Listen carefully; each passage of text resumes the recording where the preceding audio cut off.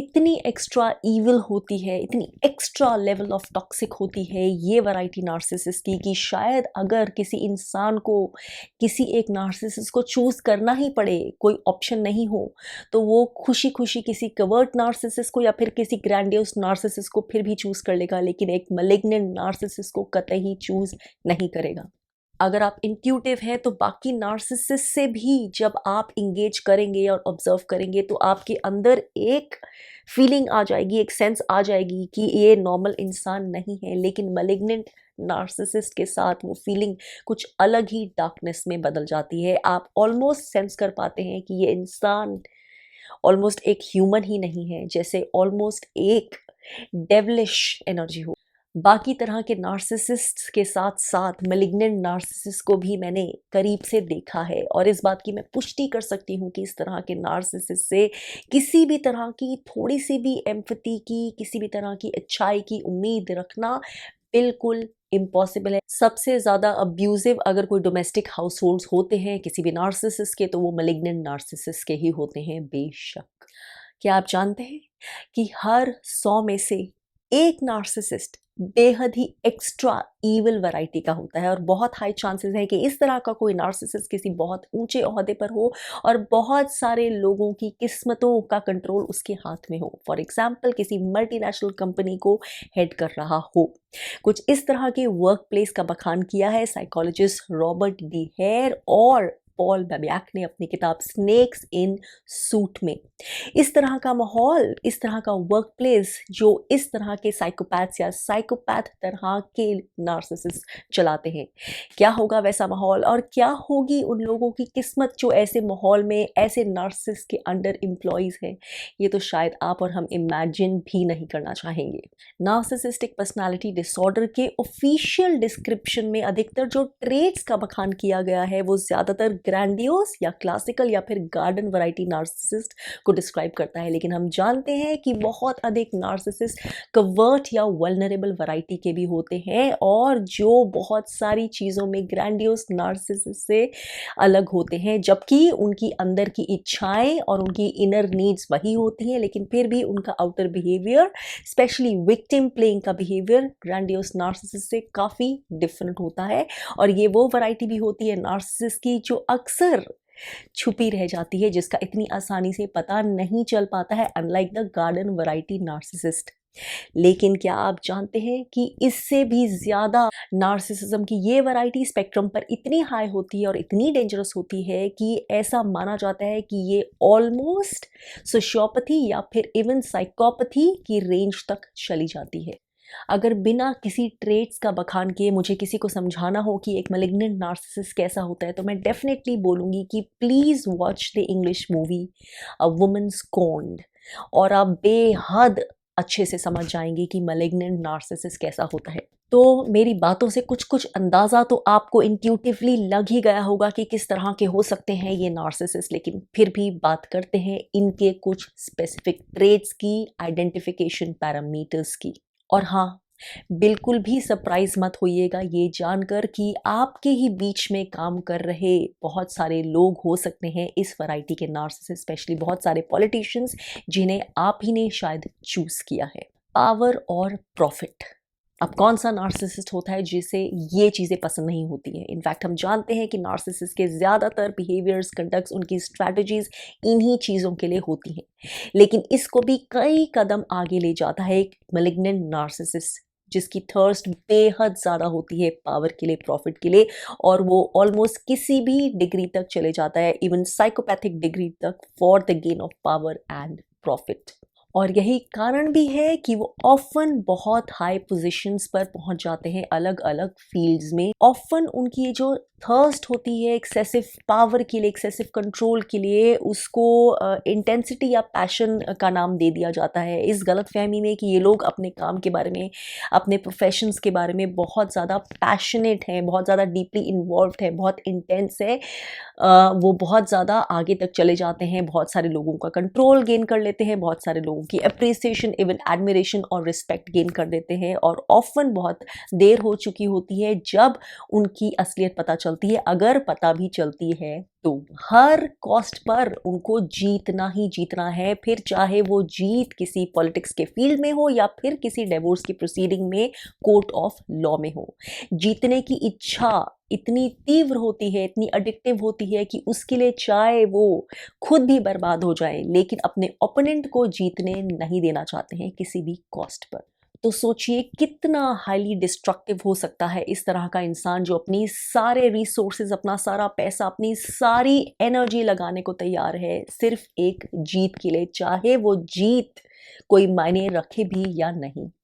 मैंने अपने पिछले वीडियो में एंटी सोशल पर्सनालिटी डिसऑर्डर की बात अच्छे से की थी, डिटेल में की थी। तो बहुत सारे वही ट्रेट्स मैलिग्नेंट नार्सिसिस के अंदर कूट कूट कर भरे होते हैं। For example, extremely low level of empathy, यानी कि काइंडनेस और कंपैशन या दूसरे के लिए दर्द महसूस कर पाने की कैपेसिटी।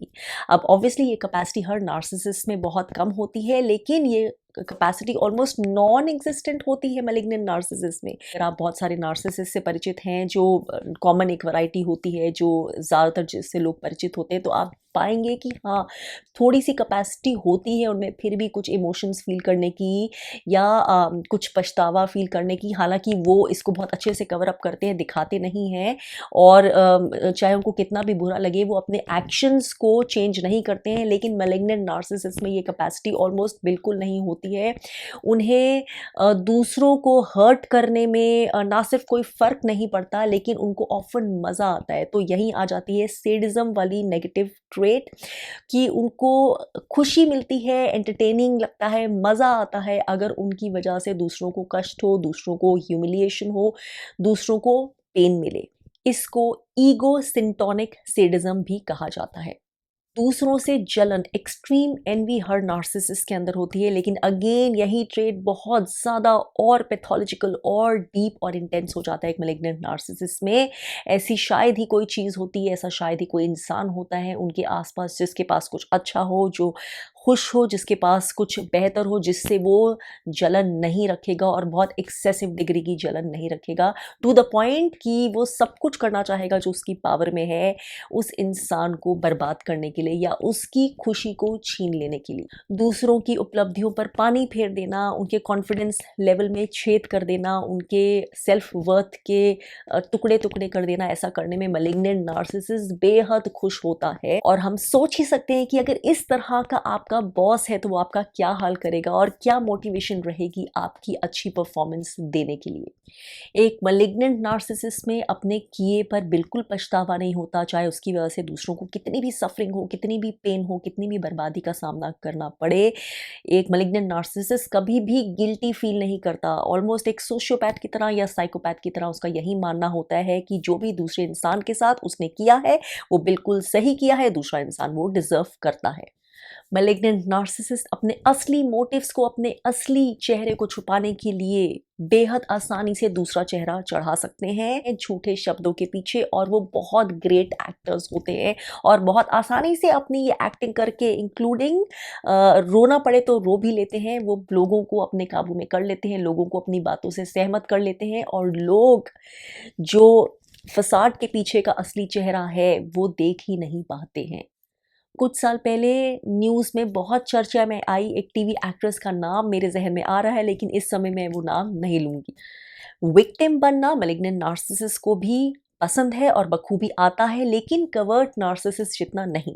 वो विक्टिम तभी बनना पसंद करते हैं, अपने आप को विक्टिम बनाकर तभी पेश करना पसंद करते हैं जब ऐसा करना रियली ज़रूरी हो उनके किसी प्रॉफिट के लिए, किसी गेन के लिए और सिचुएशन की डिमांड के लिए। नहीं तो वो काफ़ी अग्रेसिव भी होना जानते हैं। कवर्ट नार्सिसिस्ट से कहीं ज़्यादा उनका बिहेवियर इम्पल्सिव हो सकता है और वॉयलेंट भी हो सकता है, इंक्लूडिंग फिजिकल वॉयलेंस। यही कारण है कि उनकी जो फैमिली होती है वो एक बहुत ज़्यादा डार्क जोन में रहती है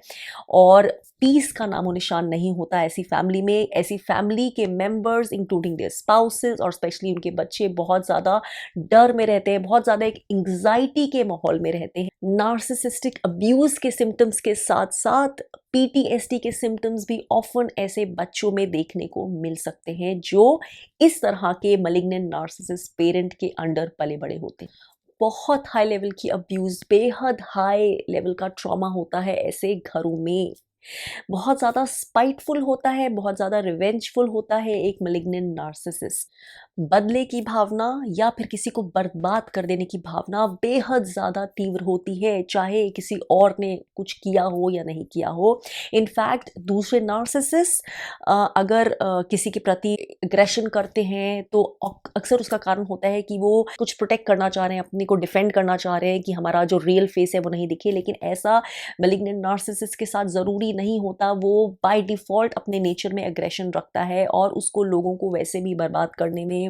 और उनके साथ बेहद स्पाइटफुल एक्शंस करने में, बेहद डिस्ट्रक्टिव एक्शंस करने में, डैमेज करने में मज़ा आता है। इनफैक्ट अगर जीवन में वो at any given point of time ऐसा किसी के साथ भी नहीं कर रहा होता है, ये उसके एग्जिस्टेंस के लिए पॉसिबल ही नहीं है। मैलिग्नेंट नार्सिसिस्ट बेहद रिवेंजफुल भी होते हैं और छोटी से छोटी बात पर भी अगर उन्हें लगे कि किसी ने उनको क्रिटिसाइज करने की कोशिश की है या किसी ने उनसे बेहतर बनने की कोशिश की है या किसी ने उनके साथ कुछ गलत करने की कोशिश की है, चाहे वो असली में हो या नहीं हो, तो फिर वो इस इंसान के पीछे पड़ जाते हैं। उनके अंदर के ये ट्रेट्स डरा देने वाले होते हैं। फिर भी हैरानी की बात ये है कि जब उनकी इच्छा हो, इच्छा अनुसार जब उनकी इंटेंशन हो, तो वो अपना स्विच ऑफ कर सकते हैं और किसी स्ट्रेंजर के सामने या जहां उन्हें लगता है ऐसा करना ज़रूरी है उनके पर्सनल गेन के लिए, उनकी इमेज के लिए, वो अपना चेहरा जो है बहुत कंपैशनेट कर सकते हैं, फेक एम्पैथी भी आराम से शो कर सकते हैं और बहुत अच्छा व्यवहार कर सकते हैं।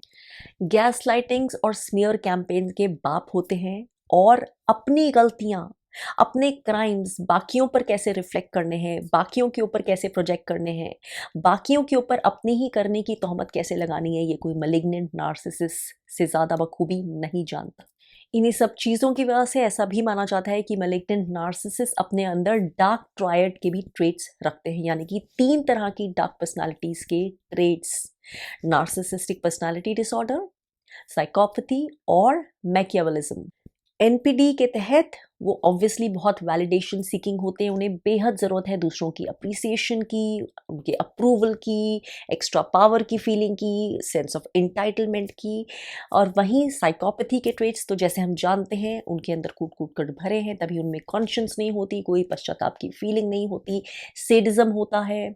और जो मकियावेली वाले ट्रेट्स हैं वो उनके अंदर बहुत एक स्ट्रैटेजिस्ट को जन्म देते हैं, जो अपने गोल को, अपनी जिद को अंजाम देने के लिए वो किसी भी तरह की कनिंग स्ट्रैटेजी का इस्तेमाल कर सकते हैं, किसी भी तरह के यंत्र मंत्र तंत्र का इस्तेमाल कर सकते हैं, इसमें बिल्कुल नहीं कतराएंगे। इंक्लूडिंग ब्लैक मैजिक भी इस्तेमाल कर सकते हैं, अग्रेशन का इस्तेमाल कर सकते हैं। अपने पत्तों को, अपने कार्ड्स को वो अपने बेहद करीब रखते हैं, किसी को पता नहीं चलने देते, बहुत ज़्यादा सीक्रेटिव होते हैं। अपनी चीज़ें इंक्लूडिंग अपने पासवर्ड्स अपने स्पाउस से भी शेयर करना बिल्कुल पसंद नहीं करते हैं, लेकिन ऑब्वियसली बाकी सबकी चीज़ों के ऊपर उनका पूरा कंट्रोल होना चाहिए, बाकी सबकी सीक्रेट्स, बाकी सबके बारे में उन्हें सब कुछ पता होना ही चाहिए, क्योंकि ये वो तरीका भी होता है जिससे वो बाकियों के वीक स्पॉट समझ पाते हैं और उन्हें फिर अपनी मुट्ठी में रख पाते हैं, उन्हें डराकर, धमकाकर, ब्लैकमेल करके रख पाते हैं। और यही कारण भी है कि बहुत सारे लोग, स्पेशली अगर मैलिग्नेंट नार्सिसिस्ट के वश में हो, वो छोड़ना उनके लिए बहुत मुश्किल हो जाता है। ऐसा खौफ, ऐसा कंट्रोल होता है एक मैलिग्नेंट नार्सिसिस्ट का। जान पहचान की स्टेज में, स्पेशली अगर वो कोई रोमांटिक रिलेशनशिप है, उन्हें बखूबी आता है कि कैसे लव बॉम्बिंग करना है, कैसे आपको स्पेशल फील कराना है, कैसे आपको ये शो करवाना है कि वो बहुत ज़्यादा इंटेंस हैं, बहुत ही ज़्यादा आपको पसंद करते हैं, किस तरह का बिहेवियर आपको पसंद आएगा, किस तरह की चीज़ों से आप और ज़्यादा अट्रैक्ट हो सकते हैं उनकी तरफ, ये सब उन्हें करना बखूबी आता है। और एक बार जब एक रोमांटिक पार्टनर या कंपेनियन उनके चंगुल में फंस जाता है, फिर धीरे धीरे मैलिग्नेंट नार्सिसिस्ट अपना असली चेहरा दिखाने लगता है। वो माहिर होते हैं आपको ऐसा शो करने में कि वो बहुत ज़्यादा ट्रस्टवर्दी हैं और बहुत ज़्यादा आपसे प्यार करते हैं, या बहुत ज़्यादा आपकी वेलबींग में इंटरेस्टेड हैं, बहुत ज़्यादा कॉन्फिडेंट हैं, बहुत ज़्यादा केपेबल है, हर तरह से आपकी ज़िंदगी में एक एसेट है। लेकिन वो कितने वैल्यू रखते हैं आपकी ज़िंदगी में, कितने एसेट हैं, ये तो आपको तभी पता चलता है जब बहुत देर हो चुकी होती है और तब तक वो आपके बारे में इतना कुछ निकाल पाते हैं, इतना कुछ जान चुके होते हैं, आपके ट्रिगर पॉइंट्स और वीक स्पॉट्स जान चुके होते हैं कि पूरी तरह से अपना कंट्रोल आपके ऊपर बना चुके होते हैं। और उस वक्त आप उनके हाथ में एक बेबस जैसे मेमना होता है ना, उसकी तरह होते हैं। एक ग्रैंडियोस वैरायटी और एक कवर्ट वैरायटी नार्सिसिस्ट, दोनों के ही ट्रेट्स एक मैलिग्नेंट नार्सिसिस्ट में अलग अलग डिग्रीज में हो सकते हैं। बाहर से वो ऑफन अपने आप को बहुत कॉन्फिडेंट और पावरफुल, एक स्ट्रॉन्ग पर्सनालिटी की तरह दिखाते हैं, और ये भी बहुत बड़ा रीज़न है कि बहुत सारे लोग, चाहे प्रोफेशनली हो या पर्सनली हो, रोमांटिकली हो, उनकी तरफ अट्रैक्ट हो जाते हैं। पैथोलॉजिकली हर चीज़ के लिए झूठ बोलना मैलिग्नेंट नार्सिसिस्ट की आम आदत होती है, और दूसरे वैरायटी नार्सिसिस्ट से कई ज़्यादा कंट्रोलिंग होते हैं, कई ज़्यादा क्रूअल होते हैं, कई ज़्यादा ऑब्सेसिव होते हैं। लो वाइब्रेशन, नेगेटिव, टॉक्सिक और एडिक्टिव बिहेवियर के बहुत ज़्यादा हाई चांसेस होते हैं इस तरह के नार्सिसिस्ट में, including sexual perversion, sexual promiscuity, including having many sexual partners. In fact अपनी सेक्सुअलिटी का बेहद अच्छे से इस्तेमाल करना आता है मैलिग्नेंट नार्सिसिस्ट को, स्पेशली फीमेल मैलिग्नेंट नार्सिसिस्ट, जो अपनी सेक्सुअलिटी को ऑलमोस्ट एक रिसोर्स, एक टूल की तरह यूज़ करती हैं। मैलिग्नेंट नार्सिसिस्ट किसी पर भी बिल्कुल ट्रस्ट नहीं करते हैं, और उन्हें यही लगता है कि हर कोई उनसे जेलस है, जलता है, हर कोई उन्हें नुकसान पहुंचाना चाहता है। शायद इसका कारण ये भी हो सकता है कि वो अपने अंदर से सबको नुकसान पहुंचाना चाहते हैं, किसी का भला नहीं सोचते हैं, तो उनको भी यही लगता है कि किसी और इंसान के अंदर भी बिल्कुल कैपेसिटी नहीं है उनके प्रति किसी भी गुडविल की, कुछ भी अच्छा सोचने की। बेहद सस्पिशियस होते हैं, बेहद शक्की होते हैं वो हर इंसान के, इंक्लूडिंग अपने क्लोज्ड वंस के, अपने लव्ड वंस के और अपने बच्चों के भी। उन्हें ये समझ ही नहीं आता कि कोई इंसान ऐसा भी हो सकता है जो किसी दूसरे का फ़ायदा नहीं उठाना चाहे अपने गेन के लिए, या कोई इंसान ऐसा भी होता है जो दूसरों के बारे में अच्छा सोच सकता है। स्ट्रेसफुल सिचुएशंस में या फिर उनकी इच्छा अनुसार अगर घर में कुछ नहीं हो, which is all the time, वो बहुत ज़्यादा गुस्से में आ सकते हैं, बहुत ज़्यादा वॉलेंटली एंग्री हो सकते हैं, अब्यूज़िव हो सकते हैं, फिज़िकली वॉलेंट भी हो सकते हैं।